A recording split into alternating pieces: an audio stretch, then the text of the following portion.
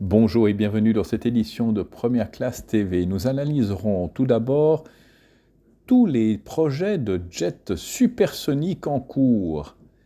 Puis nous découvrirons un nouvel hélicoptère VIP. L'aviation du futur, c'est maintenant et c'est sur Première Classe TV. Voici quelques jets supersoniques de nouvelle génération qui veulent remplacer le Concorde.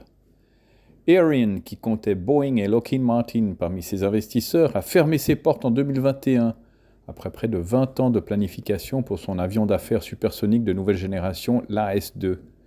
Si une entreprise privée avait le potentiel de créer une nouvelle réalité commerciale supersonique, c'était bien Ariane.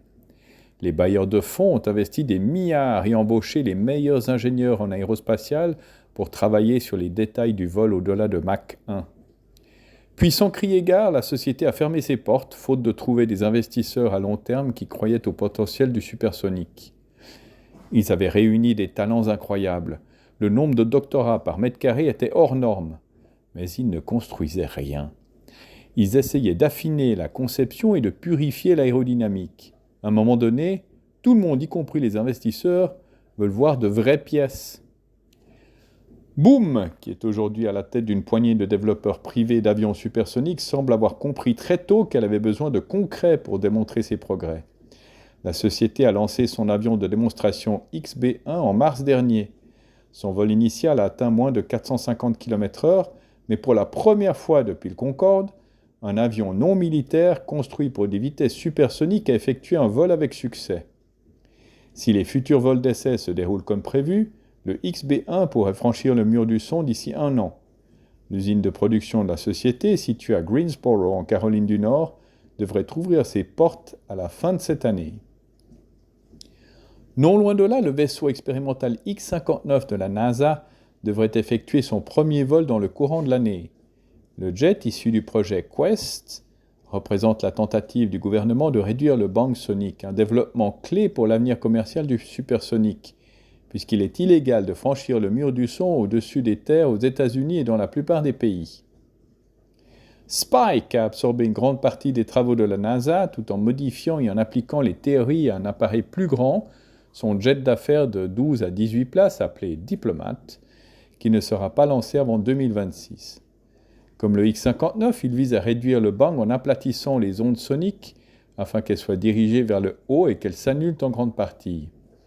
L'objectif est d'obtenir un son perçu au niveau du sol d'environ 75 décibels, comparable à celui d'une portière de voiture qui se ferme.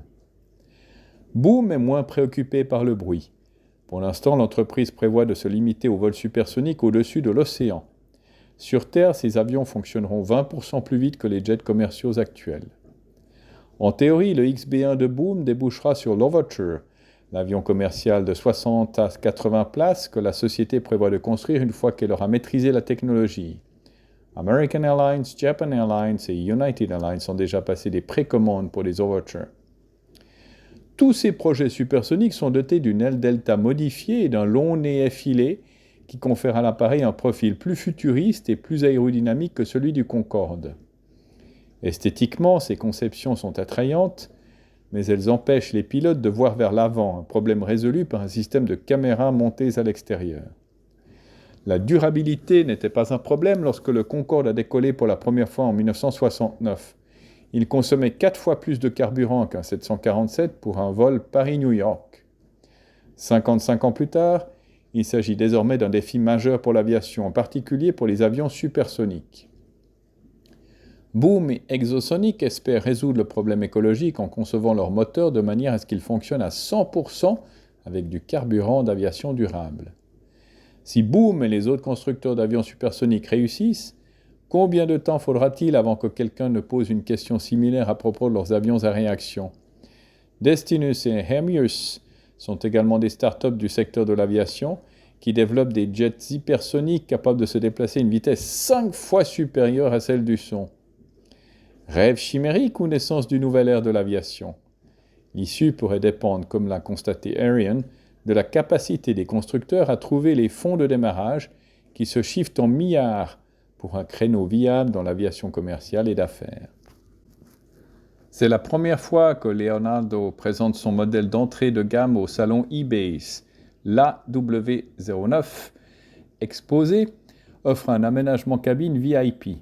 Le constructeur italien vise la certification de son nouveau modèle en 2025.